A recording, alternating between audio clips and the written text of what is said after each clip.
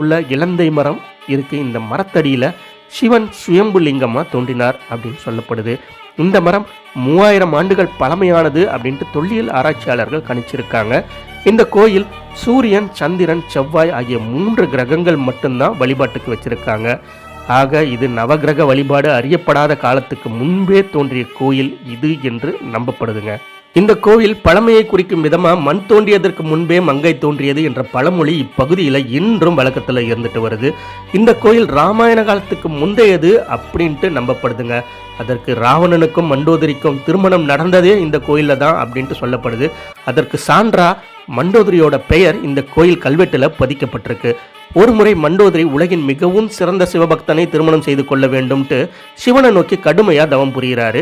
மண்டோதரியோட தவத்தை ஏற்ற சிவன் மண்டோதரிக்கு வரத்தை அளிப்பதற்காக தான் பூமிக்கு வருவதாகவும் உத்தரகேசமங்கையில் இருக்கும் 1000 முனிவர்கள் கிட்ட கூறுறார்.